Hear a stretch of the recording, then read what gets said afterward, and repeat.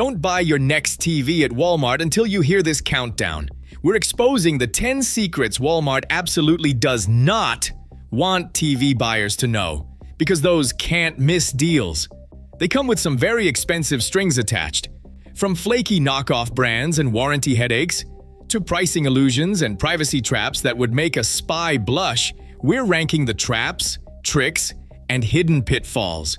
From the annoyingly common to the downright wallet-melting. Which mistake lands at number 1, costing shoppers big time?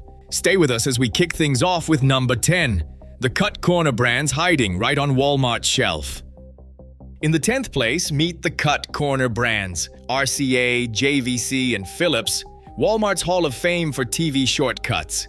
These aren't the legends you remember from Grandma's living room. Today, their entry-level models are built for one thing: hitting the lowest possible price tag, no matter what lands inside the box. Open up an RCA or JVC, and you'll find bargain bin panels, backlights that fade faster than your New Year's resolutions, and power boards just waiting to quit after a year. Consumer Reports keeps these brands glued to the bottom for picture quality, sound, and reliability. Dead pixels, HDMI ports that forget how to work, and speakers that buzz like a wasp nest. These are the greatest hits. Owner experience. Bought a Philips on Rollback. First week looked fine. Month 6, screen dimmed, remote died, and the HDMI port joined the witness protection program. Bottom line, if the price seems too good, check the specs, press every button in the store, and don't let the nostalgia fool you. You get exactly what you pay for. Number 9, warehouse mishandling. The backstage disaster that turns brand new into already broken. Inside Walmart's distribution centers, TVs are stacked flat, jammed onto pallets, and rushed out the door like they're shipping crates of potatoes, not fragile electronics. One former employee put it bluntly, "If the box wasn't caved in, we sent it to the shelf." That's how you get a TV that looks perfect on the outside but powers up to a flickering screen or a dead panel. Owner experience. Bought a 55-inch on Rollback, carried it home, plugged it in. Nothing but a black screen and a faint rattle inside. The box looked fine, but the internals were toast. Tech teardown forums are full of pressure fractures and loose boards that scream warehouse rodeo rather than factory fresh. Here's your pre-purchase checklist. Inspect every seam for retaping, check for crushed corners, and never leave the store without opening the box. You paid for new. You got someone else's regrets. Bottom line, the biggest risk isn't what's in the box. It's what happened to it before you ever saw it. 8th place, All-State Protection Plans. The fine print circus hiding behind that friendly Walmart smile. At checkout, you're pitched a magic shield for your new TV. Just a few extra bucks and you're covered, right? Not so fast. These plans are packed with exclusions so dense you'd need a legal degree and a microscope to find what's actually protected. Mechanical and electrical failures. Sometimes power surges. Maybe. But if your TV takes a tumble, gets a cracked screen, or shows panel issues after year 1, sorry, that's on you. Owner experience. Filed a claim for a dead backlight at month 14. First, upload your receipt, then send photos. Wait 2 weeks. Get an email. Claim denied, accidental damage suspected.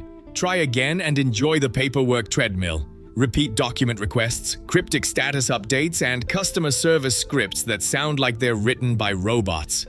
Better Business Bureau and Consumer Financial Protection Bureau complaints pile up with stories of endless delays and denied claims, especially on cheaper sets. Bottom line, buying a protection plan at Walmart is like buying an umbrella with holes. Before you add one to your cart, read every exclusion and ask yourself, is this plan actually going to save me or just cost me more? Number 7. ON's Android 14 forced update fiasco. The moment when your bargain TV decided to self-destruct, all thanks to a software update you never asked for. In mid-2025, Walmart's ON smart TVs and streaming sticks got hit with a mandatory Android 14 over-the-air update. No opt-out, no warning, just an automatic download that turned movie night into a staring contest with the Google TV logo. Within days, Reddit and YouTube exploded with complaints. Hard bricks, endless boot loops, black screens, remotes as useful as a rock. Factory reset didn't help. For hundreds, maybe thousands of buyers, their TVs were now high-tech paperweights. Walmart paused the rollout, then quietly pushed a patched version. But for anyone who updated early, tough luck. No official recall, no mass fix. And if you were out of warranty, customer support just shrugged. Owner experience. Bought an ON 4K Pro, woke up to a dead screen after the update, and Walmart told me to buy a new one. Bottom line, it doesn't matter how cheap the hardware is if a forced update can kill it overnight. If you want a TV that won't brick itself in its sleep, pay attention to the brand's software track record, not just the sticker price. Number 6. Vizio's privacy precedent. The secret price of that cheap smart TV. In 2017, Vizio got hit with a $2.2 million penalty for quietly tracking everything viewers watched on 11 million TVs. Not just built-in apps, cable, streaming, even old-school DVDs. Every second, every channel, all sent off and matched to household demographics, then bundled for advertisers. No pop-up warning, no clear opt-out. Just your living room habits fueling the ad machine. That's the playbook that forced every smart TV maker to rethink their snooping. But here's the real catch. Bargain TVs still run on platforms, Roku TV, Google TV, that collect device IDs, app usage, and system events by default. Sure, they promise you can opt out, but those settings are buried in menus, and analytics never stop entirely. Owner experience. Set up a new ONN, skipped through setup, and 2 days later started seeing eerily specific ads on every streaming service. Dug into the settings and found 3 different toggles for data sharing, none of them obvious. Bottom line, when a TV seems too cheap, remember, your viewing history is part of the business model. Always dig into privacy settings, disable ad tracking, and if you can't find the off switch, assume you're being watched. The sticker price is just the beginning. Number 5. The price trick. Walmart's Rollback theater in full surround sound. You walk in, see a giant red tag screaming, "Today only," and think you've outsmarted the system. But here's the real show. That $298 TV, price trackers like Camel have receipts showing it was $259 2 weeks before the so-called sale. That's not a deal, it's a rerun. Rollback tags stick around for months, morphing from limited time to permanent fixture faster than you can say impulse buy. Ex-employees spill that managers are told to refresh sale signs even when nothing changes, just to keep the sense of urgency alive. Owner experience. Picked up a doorbuster set in March, checked the price history at home, and realized I paid more than December's sticker. The sign promised lowest price ever. The archive said, "Try again." Bottom line, the real secret isn't in the electronics aisle, it's in your browser. Before you buy, pull up a price tracker, check the model's history, and don't fall for the flashing sale sign. At Walmart, the biggest discount might be on your expectations. Number 4. The add-on trap. Walmart's real cash cow isn't the TV, it's everything they try to sell you with it. HDMI cables, surge protectors, wall mounts, and the infamous extended warranty. These aren't just friendly suggestions from the blue-vested associate. They're scripted pitches, drilled in during morning huddles, and tracked by managers who know that a $19 cable can have a higher profit margin than the $298 TV you just grabbed off the shelf. That $29 surge protector costs Walmart less than $5. The $39 wall mount. You can find a sturdier one online for half the price. And don't get started on the premium HDMI cables. Unless your TV is from the future, the $9 Amazon Basics will do the same job. Owner experience. Bought a 50-inch on Rollback, got upsold a cable, a mount, and a 2-year plan. Final bill, $410. Turns out only the TV was a deal. Bottom line, the real checkout challenge isn't picking the right TV, it's dodging the high-margin accessories. If you want to save real money, skip the upsell and stick to third-party gear. Your wallet will thank you. Coming to the top 3, the old stock dump, Walmart's favorite time machine, where last year's tech is sold as brand new today. On the shelf, that shiny 65-inch might look fresh out of the box, but flip it around and you'll find a manufacture date that reads like an archaeological dig, sometimes stamped 18 months, even 2 years before you walked in. That's not just a quirky sticker. It means you're buying a TV that's already missed out on 2 cycles of firmware updates, security patches, and the latest streaming features. HDMI 2.1? Not on this fossil. Dolby Vision or next-gen HDR? Keep dreaming. Owner experience.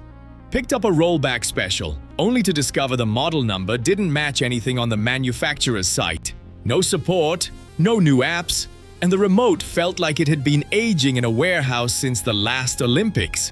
Distribution center insiders admit that unsold models can sit for months or longer before finally getting their moment under the fluorescent lights. Bottom line, new at Walmart doesn't always mean current. Always check the production date on the box, Google the model number, and confirm you're not buying a relic. Because nothing says deal like a TV that's obsolete before you even plug it in. Number 2. Walmart's return policy, the booby trap waiting at the end of every electronics aisle. Think you've got a safety net? Not so fast. The return window for TVs and most electronics is just 30 days. Miss it by a single day, and suddenly that $400 screen you thought was a steal becomes a permanent fixture in your living room, dead pixels and all. The fine print demands every cord, every slip of cardboard, and the box in pristine condition. Lose a twist tie or dent the packaging, and you're staring at a manager who's more likely to hand you a gift card than a refund. Owner experience. Tried to return a 50-inch with a flickering panel on day 29. Box was a little torn, remote still sealed. The verdict? Store credit only. No exceptions, no escalation. Just a plastic card and a lecture about policy. And don't expect consistency. Some stores play it by the book, others make up rules on the fly. Holiday returns? Sometimes honored, sometimes not. Show up without a receipt, and you'll be lucky if they don't ask for your firstborn. Bottom line, the real risk isn't just a bad TV, it's being locked out of a real refund when things go sideways. If you buy electronics at Walmart, test it immediately. Keep every scrap of packaging and take photos the moment you open the box. Because when the clock runs out, so do your options. And finally, in first place, the not worth fixing policy, where Walmart's bargain TVs become the landfill's favorite guest star. Here's the final punchline. When a $248 ON or RCA breaks, the repair shop doesn't even bother to ask what's wrong. They just ask, why not buy another? That's because the economics are a joke. A typical panel or mainboard replacement? Expect a quote between $200 and $280, sometimes more than what you paid on Rollback. Techs will tell you straight, parts for these house brands are unicorns. OEM boards, backlights, even remotes. Good luck finding them for less than the price of a new set. And if you do, the labor alone wipes out any savings. Owner experience. Bought a 50-inch ON, screen went black at month 14. Local repair shop laughed. We don't even order parts for those. The board costs $140 plus $90 labor. Just buy a new one. Tried to source a replacement panel online. The only listing was more than the TV itself with shipping from overseas. That's not a fix. That's a forced upgrade. Repair techs see it every week. Walmart buyers walk in with dead sets, only to leave with a recycling brochure and a look of defeat. The store's incentive is obvious. No parts, no support, just a fresh rollback tag and another sale. Multiply this cycle. Dead TV, new TV, dead TV again, and suddenly that cheap set costs you double or triple over a few years. Not to mention the environmental hit. Hundreds of thousands of plastic shells and broken panels piling up in landfills. All because it's easier to replace than repair. Bottom line, the true price of cheap isn't just your wallet. It's a mountain of wasted money and mountains of e-waste. If you want a TV that lasts, skip the disposable deals and look for brands that back up their screens with real parts, real support, and a repair bill that doesn't make you laugh or cry. Because at Walmart, the only thing cheaper than the TV is the value of your time and patience. From flimsy house brand TVs to the final shocker, Walmart's TVs are so cheap they're literally not worth fixing. This countdown exposed the real cost behind those tempting price tags. Across all 10 secrets, a pattern is clear. Walmart's TV deals often trade long-term value for short-term savings, with hidden pitfalls lurking at every step. We saw how cut-corner components, mishandled shipping, warranty loopholes, and aggressive upsells quietly raise the risk and the bill. The list escalated from annoying failures to bigger traps, like privacy risks and the infamous return policy that can leave you stuck with a dud. But the most extreme? The disposable economy model, where repairs cost more than just buying another TV, locking buyers in a cycle of repeated spending. What connects every entry is a system designed for churn, not durability. The big takeaway: a deal on a TV isn't a bargain if it's obsolete, unrepairable, or impossible to return. In the world of Walmart electronics, the cheapest option often ends up costing the most. Stay skeptical, compare carefully, and remember, the smartest buy is knowing what's behind the box.